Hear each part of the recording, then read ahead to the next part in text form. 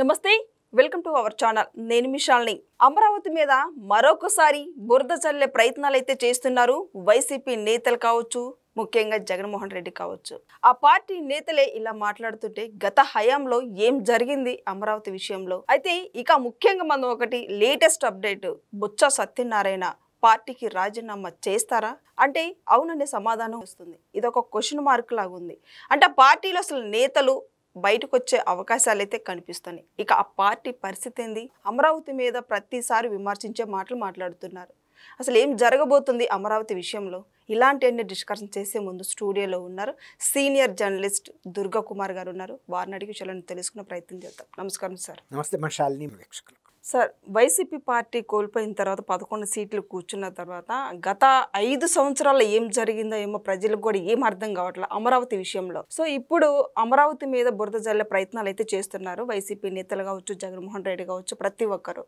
అసలు ఏం జరుగుతుంది అమరావతి విషయంలో అంటే ఏం చెప్తారు సార్ ఫస్ట్ ఆడవారి మాటలకు అర్థాలే వేరులే అనేది ఒక సినిమాలో పాట ఉంది కదా అట్లాగే వైఎస్ఆర్సీపీ నాయకుల మాటలకు కూడా అర్థాలే వేరు కిందసారి కూడా వాళ్ళు 2014లో అమరావతి రాజధానికి మాకు అభ్యంతరం లేదు స్వాగతిస్తున్నాము ఇది అన్ని ప్రాంతాల మధ్యలో సమన్వయంగా ఉంటుంది ఒక సామరస్యపూర్వక పరిష్కారంగా ఉంటుందని ఎంతో పాజిటివ్గా చెప్పిన వ్యక్తులు అమరావతి మీద విషం కక్కారు వాళ్ళు అధికారంలోకి వచ్చిన తర్వాత 3 రాజధానులు అన్నారు దాన్ని వాళ్ళు సమర్థించుకోవడానికి ప్రయత్నించారు కానీ 3 రాజధానులకు సంబంధించి వాళ్ళు ఎక్కడా కూడా ఏమి ఒక ఇటుక కూడా పెట్టిన సందర్భం లేదు ప్రయత్నం కూడా లేదు తర్వాత భూసేకరణ కానీ చేయాలి కదా మరి 3 రాజధానులు అంటే వైజాగ్ ఆల్రెడీ పెద్ద క్యాపిటల్ పెద్ద సిటీ అని చెబుతున్నారు పెద్ద సిటీ అయితే అవ్వచ్చు కానీ ప్రభుత్వ యంత్రాంగం నడపడానికి కావాల్సినటువంటి సచివాలయానికి సంబంధించిన అంగులు తర్వాత రకరకాల కమిషనరేట్లు ఇవన్నీ కూడా ఏర్పాట్లు చేయాలి కదా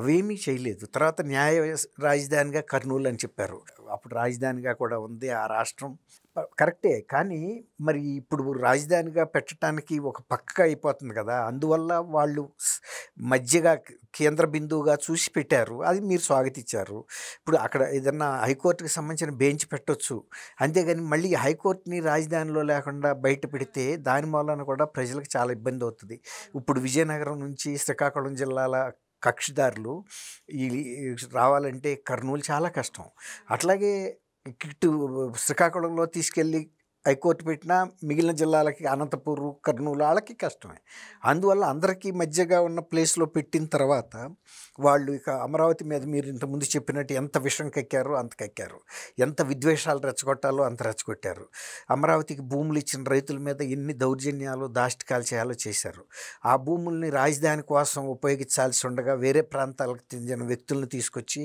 1 సెంటు భూమి అనే పట్టాలు ఇచ్చి అక్కడ ఒక తకరారు క్రియేట్ చేయాలి ప్రజల మధ్యలో అనే రకరకాల ప్రయత్నాలన్నీ జరిగినాయి ఇప్పుడు కొత్తగా సజ్జల రామకృష్ణారెడ్డి గారు కొత్త పల్లవి అందుకున్నాడు ఇది ఒక రకంగా అమరావతిని వినయపూర్వకంగా పొగుడుతూనే దానికి బొంద పెట్టే ప్రయత్నాలు చేస్తున్నాడు అనే అనుమానాలు కూడా అందరికి వస్తున్నాయి అంటే ఇది సజ్జల రామకృష్ణారెడ్డి ఎత్తుగడ కాదు జగన్మోహన్ రెడ్డి ఎత్తుగడ మంచిగా చెబుతూనే మళ్ళీ గనక అధికారంలోకి వచ్చి మళ్ళీ దెబ్బ కొడితే గనక ఇక మళ్ళీ అమరావతి జీవితంలో కోలుకోని విధంగా చేయాలనే ప్రయత్నంగా కనిపిస్తుంది వాళ్ళు ఇప్పుడు కూడా ఒక మంచి ఆలోచన చేయరు ఎప్పుడు క్రిమినల్గానే ఆలోచిస్తారు అందువల్ల నిన్న సజ్జల రామకృష్ణారెడ్డి మాట్లాడిన తీరు చూసిన తర్వాత వీళ్ళు ఏదో ఒక కుట్ర పన్నాగం పన్నుకొస్తున్నారు గతంలో కూడా ఒక మాట చెప్పారు ఇంకొక పని చేశారు 3 రాజధానులని తీసుకొచ్చి 3 ప్రాంతాల మధ్యలో చిచ్చు పెట్టి 3 ప్రాంతాల వాళ్ళు వీళ్ళకి ఓటేస్తే కనుక తెలుగుదేశం ప్రభుత్వం కానీ తెలుగుదేశం కూటమి కానీ గెలవదు అనేది వాళ్ళ లెక్క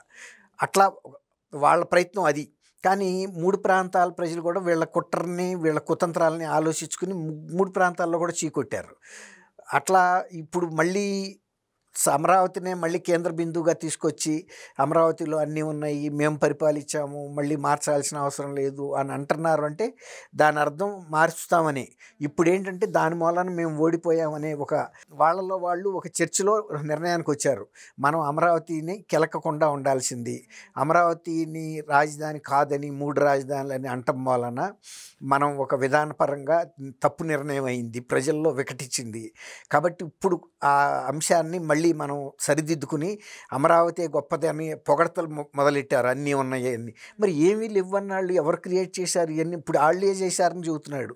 ఆ మౌలిక సదుపాయాలు ఇక్కడ నుంచి వాళ్ళు రోడ్లు కూడా తవ్వుకెళ్ళిపోయారు, అమరావతి నుంచి పాతిన పైప్ లైన్లు పీక్కెళ్ళిపోయారు, వేసిన కేబుల్స్ని పీక్కెళ్ళి వాళ్ళ నాయకులకు సంబంధించిన నియోజకవర్గాల్లో వాడుకున్నారు. ఎందుకంటే అమరావతి అనేది ఉండకూడదని. అమరావతికి బ్రిడ్జికి వేసిన పిల్లర్లు కూడా పొక్లైన్లు పెట్టి మరీ పీకేశారు, దాన్ని ఒక పెద్ద అడవిలాగా పెంచారు. దాన్ని తీయటానికే 30 కోట్ల పైన ఖర్చు పెట్టి పొక్లైన్లు పెట్టి తీయాల్సి వచ్చింది. చాలా పెద్ద కంప పెరిగిపోయింది అడవి.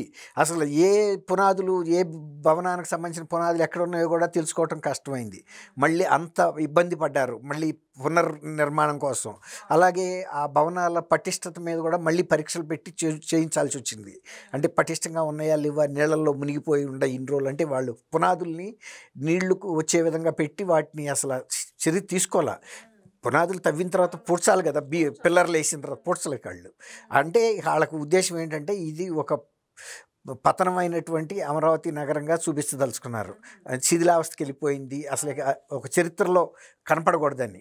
ఇప్పుడు మళ్ళీ నిన్న సజ్జల రామకృష్ణారెడ్డి గారు కొన్ని టీవీల్లో మాట్లాడతా అక్కడ అమరావతి మేము 5 సంవత్సరాలు పరిపాలించాము, జగన్మోహన్ రెడ్డి భవిష్యత్తులో కూడా తాడేపల్లి ప్యాలెస్లో ఉంటాం పెద్ద విషయం కాదు, ఆయన సొంత ప్యాలెస్ కాబట్టి ఉంటాడు. అసలు ఆయన ముఖ్యమంత్రిగా చేయాలి కదా ప్రజలు.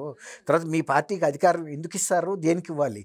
మీరు ఈ 3 ప్రాంతాల ప్రజల్లో చిచ్చు పెట్టడానికి చేసినందుక, అమరావతి ప్రోగ్రెస్ ఆపినందుక, లేకపోతే నాసి రకం లిక్కర్ సప్లై చేసి ఇంతమందిని చంపినందుక, 1,00,000 కోట్లు దోసుకు తిన్నందుక, పోలవరం ప్రాజెక్టునేమో భ్రష్టు పట్టించినందుక, తర్వాత మౌలిక వ్యవస్థలన్నీ దెబ్బతీశారు.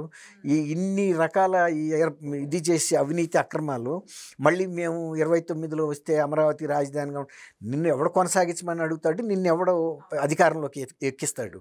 నువ్వు ఇప్పుడు చేసిన నష్టమే చాలు, తర్వాత పరిశ్రమలను మేము ఎక్కడ తోలేసామని అన్నాడు. ఆయనే అన్నాడు, మేమే అమరరాజా బ్యాటరీని మెడబట్టి గెంటేసాం, వాళ్ళు వెళ్ళలేదని. గెంటేసినందుకు తెలంగాణ ప్రభుత్వం సాదరంగా ఆహ్వానించింది, వాళ్ళకి భూమి ఇచ్చింది. వాళ్ళు ఇక్కడ కొన్ని 200 కోట్ల పెట్టుబడులు పెట్టి మళ్ళీ ఇక్కడ కూడా వాళ్ళు ఫ్యాక్టరీ స్థాపించుకున్నారు.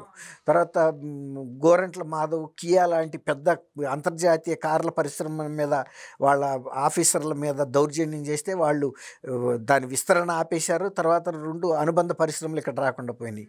జాకీ పరిశ్రమ రాప్తాడులో పెడదాం అనుకుంటే వైసీపీ ఎమ్మెల్యే బెదిరించి డబ్బులు ఇవ్వమంటే వాళ్ళు అది ఆ ప్రతిపాదన తీసేసుకుని వెళ్ళిపోయారు. అట్లా అంతర్జాతీయంగా వైఎస్ఆర్సీపీ ప్రభుత్వం పారిశ్రామికవేత్తలను బెదిరించి బ్లాక్మెయిల్ చేసి దౌర్జన్యం చేసి డబ్బులు తీసుకుంటుంది అన్న తర్వాత ఇంకా పరిశ్రమలు ఇంకెందుకు వస్తాయి?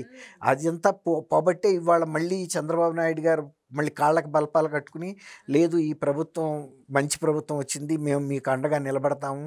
మనకు వాళ్ళు రావటం వల్ల ఏంటంటే పెట్టుబడులు వస్తాయి, తర్వాత మన ఆర్థిక వ్యవస్థ మెరుగుపడుతుంది, మన పిల్లలకు ఉద్యోగాలు వస్తాయి, పన్నుల రూపంలో వాళ్ళు కట్టే దాని వలన ప్రభుత్వ ఆదాయం పెరుగుతుంది. ఇప్పుడు ఒక కియా పరిశ్రమ పెట్టడం వలన అనంతపూర్ జిల్లా రూపురేఖలే మారిపోయినాయి. అట్లాగే చిత్తూరు జిల్లాలో కూడా ఇప్పుడు ఈ అమర్రాజా బ్యాటరీలు చాలా పెద్ద వ్యవస్థ అది కూడా, కానీ వాళ్ళకి ఫర్దర్ ఎక్స్పాన్షన్ విస్తరణ అక్కడ పెట్టుకోదలుచుకోవాలి. అటు తమిళనాడు ప్రభుత్వం ఆహ్వానిస్తుంది వాళ్ళని, తెలంగాణ ప్రభుత్వం ఆహ్వానిస్తుంది. ఆయన గల్లా రామచంద్ర నాయుడు గారిని, ఆయన మరి పెద్ద టెక్నోక్రాట్, అమెరికాలో ఉండి నా సొంత జిల్లాకి ఏం చేయాలని ఆయన వచ్చాడు. రామచంద్ర నాయుడు గారు మామగారు రాజగోపాల్ నాయుడు గారిని ఆయన ఎమ్మెల్యేగా కూడా పనిచేశాడు, చంద్రగిరికి అనుకుంటా పూర్వం, చాలా పెద్ద ఆయన. దాంతో ఆ ప్రాంతంలో గల్లా అరుణ్ కుమార్ గారి ఫాదర్ అనమాట. ఆ అభిమానంతో వాళ్ళు వస్తే వీళ్ళు వాళ్ళ మీద కక్ష కట్టి వాళ్ళు ఆ సామాజిక వర్గం మీద ఆ పరిశ్రమను వేధింపుకు గురి చేశారు. సరే పక్కకి వెళ్ళిపోయారు. ఏం చేస్తారు? రకరకాల కారణాలు చూపించి వాళ్ళని ఏదిచ్చారు. అట్లాగే వాళ్ళ సజ్జల రామకృష్ణారెడ్డి నిన్న మాట్లాడిన మాటలు మొత్తం విస్తుపోతున్నారు. అసలు సజ్జల రామకృష్ణారెడ్డితో మాట్లాడించే అంత దివాళా కోరుతానం పార్టీకి ఎందుకు వచ్చింది? వైఎస్ఆర్సీపీలో ప్రజాప్రతినిధులుగా గెలిచిన, మంత్రులుగా చేసిన వ్యక్తులు లేరా? జగన్మోహన్ రెడ్డి ఇంతకన్నా ముఖ్యమైన అంశం ఏముంటుంది? తను చెప్పదలుచుకుంది ఏదైనా ఉంటే పార్టీ భావనల్ని, అభిప్రాయాలని ఆయన చెప్పాలి. ఆయన చెప్పే మాట తప్పితే సజ్జల రామకృష్ణారెడ్డి ప్రజలకు అసలు ఎక్కడా సంబంధం లేదు. ఆయన ఎప్పుడు ప్రజా జీవితంలో లేడు, ఒక గ్రామ పంచాయతీ మెంబర్ కూడా అవ్వలేడు కూడా. అలాంటి వ్యక్తితో పార్టీ విధానాలని మాట్లాడించి అమరావతి గురించిన పెద్ద పెద్ద విషయాలు మాట్లాడితే అసలు అతని స్థాయి ఏంటి? ఒక లిల్లీ పుట్టు కనుక హిమాలయాల గురించి వర్ణించినట్టుగా అనిపిస్తుంది.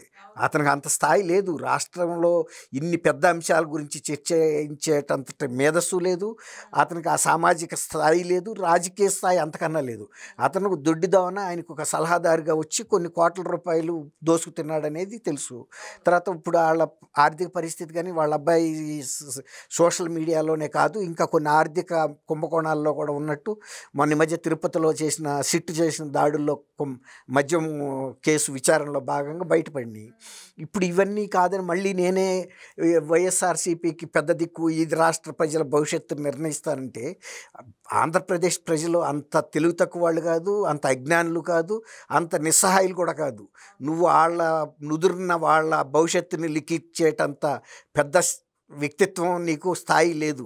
కాబట్టి నిన్న ఆయన మాట్లాడినంత ట్రాష్ కింద తీసుకోవాల్సిందే తప్ప అది వైఎస్ఆర్సీపీ అభిప్రాయాలుగా కానీ అది వాళ్ళు పాటిస్తారని కానీ ప్రజలు నమ్మరు, ఏ రాజకీయ పార్టీ నమ్మదు. భవిష్యత్తులో వైఎస్ఆర్సీపీ జీవితకాలంలో కూడా ఆంధ్రప్రదేశ్లో మాత్రం ఏ ప్రజలు ఓటేసి అధికారం ఇచ్చే ప్రశ్న కూడా రాదు. మరి ఇంకొకటి విమర్శిస్తున్నారు సార్, ఇప్పుడు విశాఖ ఉక్కు స్టీల్ ప్లాంట్ ప్రైవేటీకరణ చేశారని విమర్శిస్తున్నారు. ఏమంటారు సార్? విశాఖ ఉక్కు ప్రైవేటీకరణ కాదమ్మా, కొన్ని భాగాల్ని కొంతమంది వ్యక్తుల నిర్వహణ కూడా కాదు, వాళ్ళ మ్యాన్ పవర్ని తీసుకుంటున్నారు అంతే. యాజమాన్యం ప్రభుత్వందే అంతే తప్ప వాటిలో పనిచేసేటందుకు వాటి ఎఫిషియన్సీని మెరుగుపరిచేటందుకు కొన్ని కాంట్రాక్టులు వాళ్ళకి ఇస్తున్నారు. అంతేగాని పరిశ్రమ పూర్తిగా కేంద్ర ప్రభుత్వ నిర్వహణలోనే ఉంటుంది. అందులో మంత్రి గారు కూడా చెప్పాడు. తర్వాత నిధులు మంజూరు చేశారు. ఇప్పుడు జగన్మోహన్ రెడ్డి హయాంలోనే వాళ్ళు దీన్ని రియల్ ఎస్టేట్ కింద మార్చాలని ప్రయత్నించి చీఫ్ సెక్రటరీ ఎల్వి సుబ్రహ్మణ్యం గారిని కూడా అడిగాడంట. సుబ్రహ్మణ్యం గారు ఈ ఫ్యాక్టరీ తీసేసి దీన్ని రియల్ ఎస్టేట్, ఎందుకంటే చాలా పెద్ద కొన్ని వేల ఎకరాల ల్యాండ్ బ్యాంక్ ఉంది దానికి, ఎందుకంటే భవిష్యత్తులో అవసరం వస్తుందని చెప్పి 1970లో అనుకుంటా నాకు తెలిసి, మేము అప్పుడే హై స్కూల్లో చేరాము, ఆ టైంలో వచ్చింది ఈ ఉద్యమం విశాఖ ఉక్కు ఆంధ్రుల హక్కు అని. గౌతు లచ్చన్న గారు వీళ్ళందరూ పెద్ద ఎత్తున ఉద్యమం చేశారు. అది విజయవాడ కేంద్ర బిందువుగా జరిగింది. అప్పుడు తెలంగాణ కూడా అప్పుడు ఆంధ్రప్రదేశ్లో భాగమే, అందరూ పోరాడారు. కాబట్టి వీళ్ళు అనుకున్నట్టు విశాఖను ప్రైవేటైజేషన్ చేయటం అనేది ఉండదు. ఇంతకుముందు మీరు ఇంకొక మాట అడిగారు, బొత్స సత్యనారాయణ పార్టీ కూడా రాజీనామా చేస్తారు. అందరూ వెళ్ళిపోతుంటే బొత్స మాత్రం ఏం చేస్తాడు? ఇప్పుడు విజయసాయిరెడ్డి కన్నా బొత్స గొప్ప ఆయన పార్టీలో. విజయసాయిరెడ్డి కన్నా కాన్ఫిడెన్షియల్ పర్సన్ జగన్మోహన్ రెడ్డికి బొత్స అసలు విజయం గారిని కూడా అసెంబ్లీలోనే విమర్శించాడు. అలాంటి బొత్సకి జగన్మోహన్ రెడ్డికి ఏమన్నా పెద్ద ప్రేమ ఏమైనా ఉంటుందా జగన్మోహన్ రెడ్డి మీద? కాబట్టి పార్టీ మునిగిపోతున్నప్పుడు, ఓడ మునిగిపోతున్నప్పుడు అందరూ దూకుతారు, బొత్స కూడా దూకుతాడు అంతే. ఇప్పుడు బొత్స ఏమన్నా మునిగిపోవడానికి ఇష్టపడతాడా? ఇప్పుడు ఆయనకు వయసు అధికంగా ఉన్నా కూడా రాజకీయంగా కూడా ఆశ ఉంటుంది, ఇంకా కొంత కొనసాగాలనో ఆయన వారసుల్ని తీసుకురావాలనో. కాబట్టి ఉండంతలో సేఫెస్ట్ పార్టీలోకి చేరడానికి ఆయన గతంలో పీసీసీ ప్రెసిడెంట్గా కూడా పనిచేసిన వ్యక్తి ఆయన ఉమ్మడి ఆంధ్రప్రదేశ్లో. కాబట్టి కాంగ్రెస్లోకి వెళ్ళినా కూడా ఆశ్చర్యం ఏం లేదు. అయితే టీడీపీ లాంటి పార్టీలోకి అతన్ని తీసుకుంటారని అయితే నేను అనుకోను, ఎందుకంటే అది జరగని పని. కాంగ్రెస్లోకి వెళ్తే వాళ్ళు ఆహ్వానించవచ్చు, ఎందుకంటే కాంగ్రెస్ ఎప్పుడు కూడా గతంలో పనిచేసి వెళ్ళిన వ్యక్తుల్ని, జగన్మోహన్ రెడ్డి గారు లాంటి వాళ్ళని తప్ప 99% మందిని ఆమోదిస్తుంది. ఇప్పుడు 17 కాలేజీలు జగన్మోహన్ రెడ్డి నిర్మిస్తే వాటి అందసందాలు చూసి రైళ్లలో బస్సుల్లో వెళ్ళేవాళ్ళు ఆగిపోయి ఆ అబ్బాయి ఎట్లాంటి కాలేజీ కట్టాడు జగన్మోహన్ రెడ్డి అని అనుకుంటున్నారని చెప్పిన దాంట్లో ఎంత వాస్తవమో, గవర్నమెంట్ కాలేజీలు అమ్మటం కూడా అంతే వాస్తవం. అసత్యాలు ప్రచారం చేసి రాజకీయ పబ్బం గడుపుకోవాలనుకోవటమే. అందరు చూపించారు కదా, ఈ పునాదుల స్థాయిల్లో ఉన్నాయి, వాటిని అక్కడే వదిలేశారు. మొన్న అమరావతిలో ఎట్లా అడవిలాగా మొలిచిందో ఇప్పుడు మెడికల్ కాలేజీల పరిస్థితి. అసలు ఆయన చెప్పటానికి ఎంత నిస్సిగ్గా చెప్పాడు. తర్వాత విలేకరులు వెళ్ళి అన్ని మెడికల్ కాలేజీల పరిస్థితులు చూపించారు, ఎక్కడ పూర్తి అయింది లేదు, నడుస్తున్నది అంతకన్నా లేదు. ఆయన మరి ఎవరు all India institute of medical సైన్సెస్ని చూసి అది నే కట్టించాననే భ్రమలో ఉన్నాడా, లేకపోతే ఇతర ప్రైవేట్ మెడికల్ కాలేజీలు సక్సెస్ఫుల్గా నడుస్తున్న కాలేజీలు చూసి ఆయన నిర్మించాను అనుకున్నాడో మరి తెలీదు. నిన్న ఆయన అంత భ్రమల్లో మాట్లాడాడు, వాస్తవాలకి పూర్తి భిన్నంగా. నిజంగా కనుక 17 మెడికల్ కాలేజీలే కడితే ఆయనకి 11 కూడా కాదు, కనీసం 34 వచ్చాయి. ఒక మెడికల్ కాలేజీకి 2 సీట్లు చొప్పునైనా అదన్నీ అవాస్తవాలు. సో ఇదని చూశారు కదా. ఇక వైసీపీ వాళ్ళు చేసిన గత 5 సంవత్సరాల్లో తప్పంతా కప్పి పుచ్చుకోవడానికి కూటమి ప్రభుత్వం మీద దుష్ప్రచారం చేస్తూనే ఉన్నారు. ఇక ఏం జరగబోతుందో నెక్స్ట్ వీడియోలో తెలుసుకుందాం. Thank you sir. Thank you అమ్మా శాలిని, మన వీక్షకులు.